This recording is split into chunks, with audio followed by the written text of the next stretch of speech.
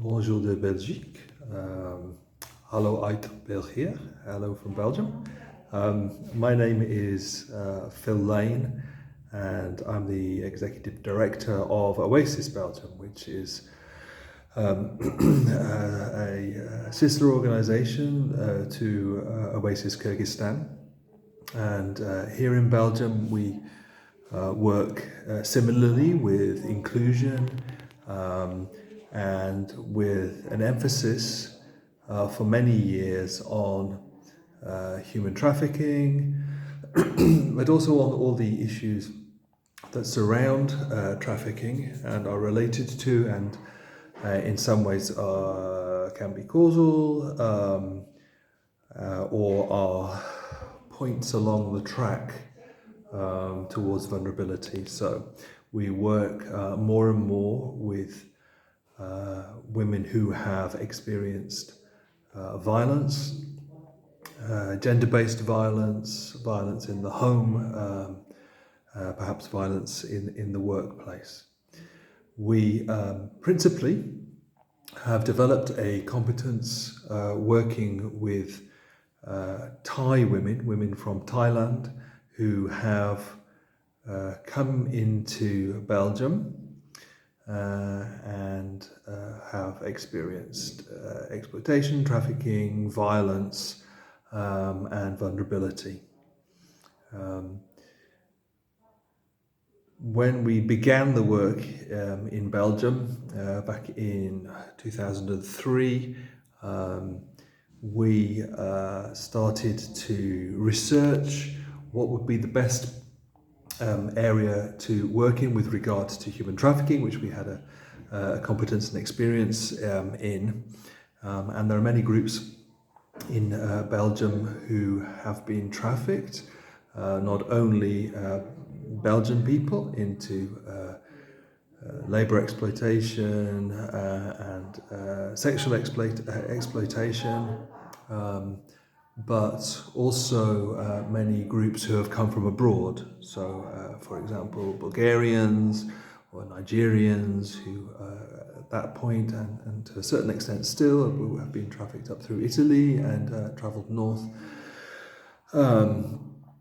But we discovered that there was a group of people who were not being,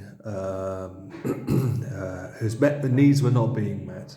And there were many reports, academic reports about the exploitation of Thai women in massage parlours and reports of human trafficking, particularly in the Netherlands. And as you know, here in Belgium, we have our northern border, and some of our eastern border is with the Netherlands. And the north of our country speaks Dutch, the south speaks French. So particularly in the north of the country, there are a lot of commonalities and organized crime utilizes the border as a kind of weakness in communication in the law enforcement. As you know, we're part of the European Union, and so there are a lot of commonalities and shared systems, but borders like this continue to be an issue, and within Belgium itself there is a weakness because of the linguistic border, and we have three main regions. One is Flanders, which is Dutch speaking. Then we have the south, which is Wallonia, which is French speaking, and then we have the Brussels capital region, which is officially bilingual. And you can imagine that by moving trafficking victims around and centres of exploitation between these or across borders, then it can be very difficult for people to be brought to justice and for care to be brought where it is needed.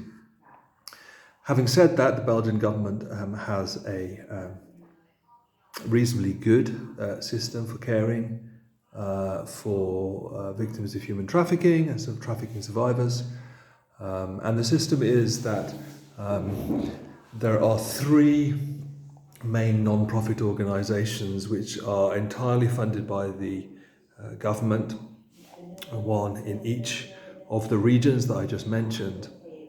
And they don't do outreach, but they do have referrals from the police. And the police will see signs of human trafficking, and then they will refer on to one of these safe houses, which then take over social work care.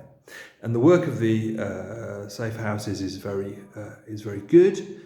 The weakness of the system is the referral, and the police are very often not well trained in this issue, depending on where they are in the country. If it's a very rural part of the country, and exploitation does happen in not only in the window prostitution that is seen in Brussels and also in Antwerp in the north, but also you will find window exploitation in rural areas as well. But not just when that is happening, but if a woman is being exploited just in an ordinary home, if the police see a sign of that, then they can refer on. But very often there are blockages to that referral. One of those that we've found in our work is language. So if a Thai woman enters the country legally through very often a spousal visa, she's married, a man has gone out as a sex tourist to Thailand, or has been sent by organised crime, or many other reasons, or through mail order bride agencies, then she will get married in Thailand or come into the country on a spousal visa and get an agreement or a marriage or a living together agreement in the country. So legally she's in the country, but she's very isolated. And she speaks no Dutch or no French.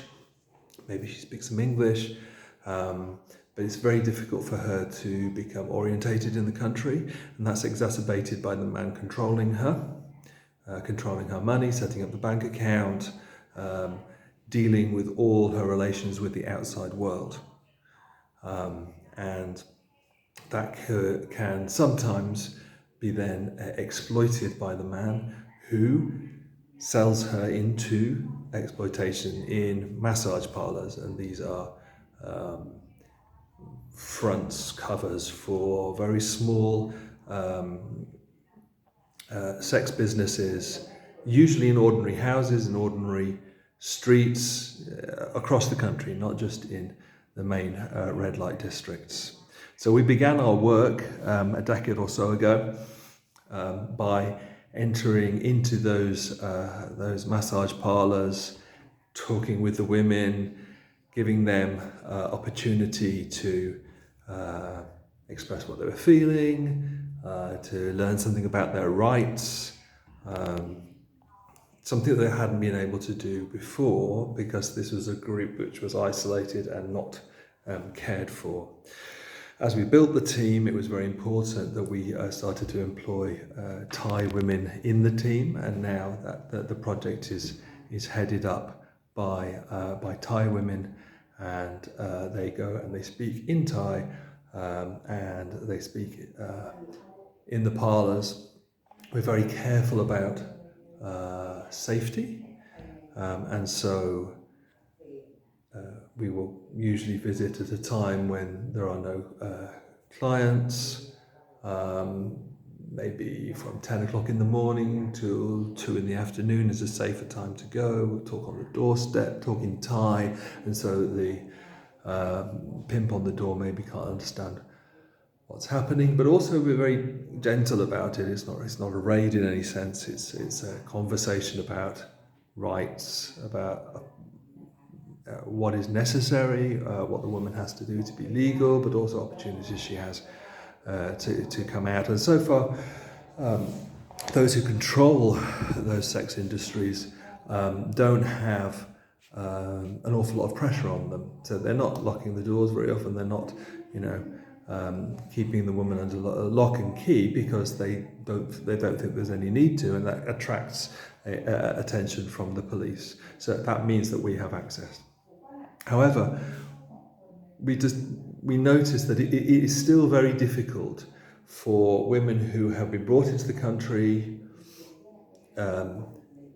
trafficked or exploited in these sex industry outlets to access the proper referral and help because of language barrier, because of lack of understanding, because of fear, because of control of access to services.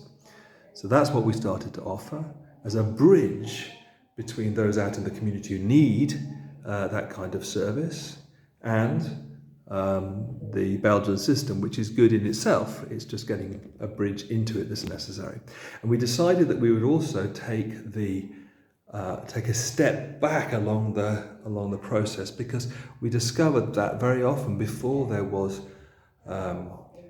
exploitation, before the man controlling the woman trafficked her into a parlour, there would be a development where there would be gender-based violence in the home, and that control would become violent. And so we decided that in order to prevent exploitation, what we would do was deal with the issue of gender-based violence in the home. And so that has led to a lot of women getting off this track and into a place of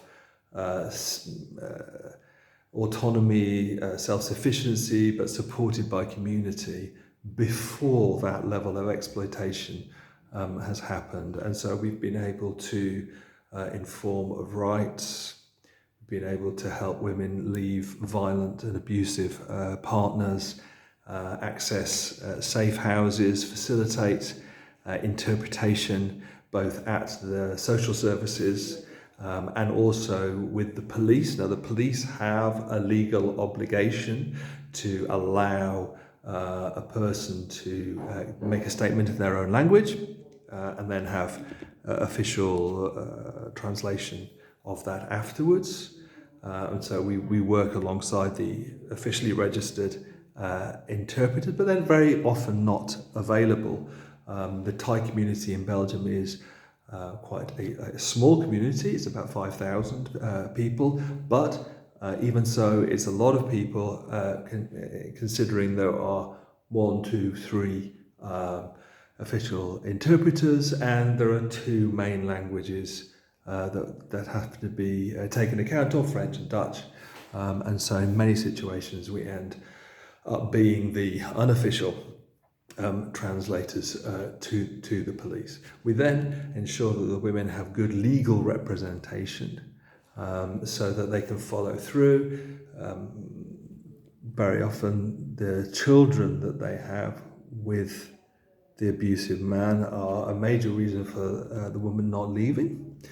And so she needs to know she has rights, she needs proper representation, the long legal battle needs to happen, and there are unfortunately a lot of very unscrupulous lawyers who are in Belgium who will represent a woman but overcharge and make sure that the case lasts as long as possible, and in the end don't get anywhere. So we built up this competency with helping women into autonomy before they get put into the massage parlours, and that's proving to be very successful. In order to do that, we have become partners of the government organisation, particularly in the French-speaking region, for assisting people who have been the victim of a crime. It's called the Maison de Justice. We're an official partner in Brussels. And the benefit of that is that we get to share information, expertise, and experience with other organizations in the region to ensure that there is learning across the board. We also report on a monthly basis statistics and learnings directly into the analytical database for the Maison de Justice. And that ensures that the system can respond more and more to the needs of everybody. So our experience working with human trafficking here in Belgium is that the part of the picture that we've engaged with is complicated. It isn't a case of people very often being brought into the country illegally. We are part of the Schengen zone, so we have open borders with Germany, with the Netherlands, with France, with Luxembourg. So people can easily enter the country, but very often the women we work with come on spousal visas. But there is a discernible chain of events that this man becomes increasingly controlling, then he becomes violent, and then he traffics the woman into exploitation. And we still do visit the parlours and do what we can to assist women in that situation, but more and more we are engaging earlier in that process to help women to find access their rights, access the social support that they need, access the legal support that they need, and crucially, building a community around them of supportive people. So, recognizing the trauma that they've been through, more and more we're developing community groups where discussions can happen, where psychological aid can be brought, and not on a short-term basis, on a long-term basis. This isn't about finding a case, dealing with the immediate emergency, walking away. It takes time. A woman will often not be ready to leave, maybe return. On average, 7 times the woman goes back and is in danger of being exploited, let alone being injured or even killed. And we are there for the long term. And even after she's in a safer place, to continue to support at an appropriate level, help her into the labour market, and also to help her find her place in society and engage maybe with volunteering work, either with us or with our partner organisations. And finally, we work increasingly with the International Organisation for Migration. So if a woman wants to return to Thailand or whichever country that she's from, we can help that happen in a way which is manageable and sustainable. So she can be supported with the price of the ticket. In some instances, if there's illness or serious medical problems, the doctor will accompany on the flight back, and there'll be monitoring and visits in the home country, and we're building partnerships with organisations, particularly in Thailand, so that there can be an ongoing support so that the woman can establish herself in a new life and not get caught in the cycle of being re-trafficked, re-exploited, and sinking deeper into debt, for example.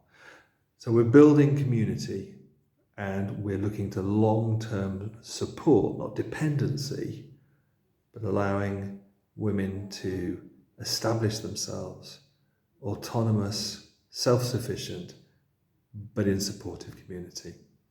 Thanks for listening.